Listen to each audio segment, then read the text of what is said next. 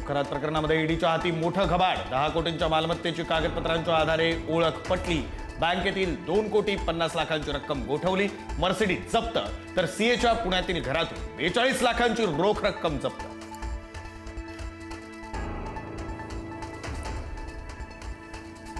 भोंदू खरात प्रकरणात ईडीची रहातामधील समता पतसंस्थेत 12 तास छापेमारी. 100 खात्यांची कागदपत्र सोबत नेल्याची माहिती.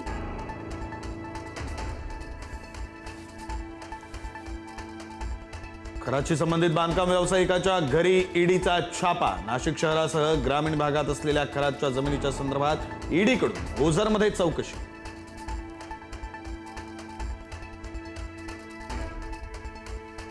भोंदू खरातला चौथ्या गुन्ह्यात आज न्यायालयात हजर केलं जाणार. खरातचा ताबा मिळण्यासाठी अर्ज न्यायालयाकडून मंजूर. खराच्या पोलीस कोठडीसाठी एसआयटीचे प्रयत्न.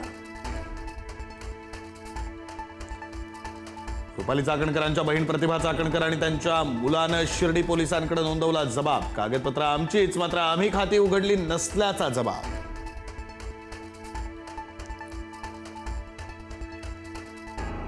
नाशिक लैंगिक शोषण प्रकरणातील आरोपी आणि ऑपरेशनल मॅनेजर अश्विनी चेनानीमध्ये आर्थिक व्यवहार झाल्याची माहिती.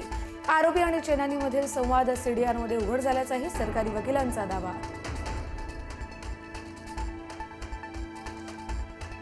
वाटाघाटी फिसकटल्यानंतर हॉर्मुझमध्ये अमेरिकेकडून नाकेबंदीनं तणावपूर्ण स्थिती. हॉर्मुझमधून इराणला मिळणाऱ्या उत्पन्नाला रोखण्याचा प्रयत्न.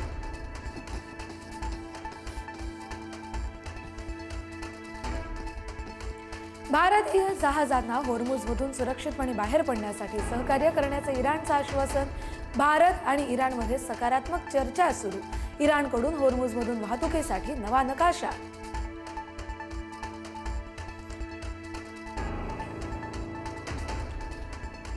भारतीय संविधानाचे शिल्पकार भारतरत्न डॉक्टर बाबासाहेब आंबेडकरांची आज जयंती.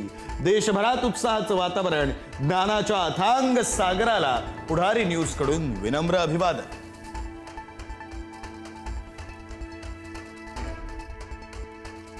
राज्यभर उष्णतेची लाट. बहुतांश शहरांचा पारा 40शी पार. अकोल्यातील तापमान 43 अंशांवर. 18 एप्रिलपर्यंत उष्णतेची लाट कायम राहण्याचा इशारा.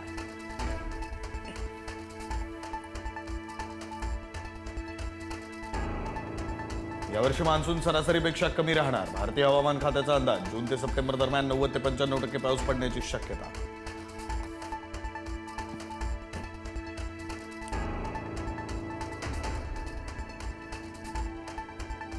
मुंबईमध्ये लवकरच धावणार आपोआप दरवाजे बंद होणारी लोकल.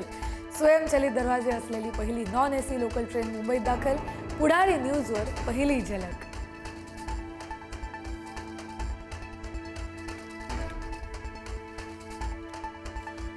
बिहार राज्याला 15 एप्रिलला मिळणार नवा मुख्यमंत्री. नव्या मुख्यमंत्र्यांचा 15 एप्रिलला सकाळी 11 वाजता शपथविधी. उद्या एनडीएच्या संसदीय पक्ष बैठकीत मुख्यमंत्र्यांचं नाव निश्चित होणार.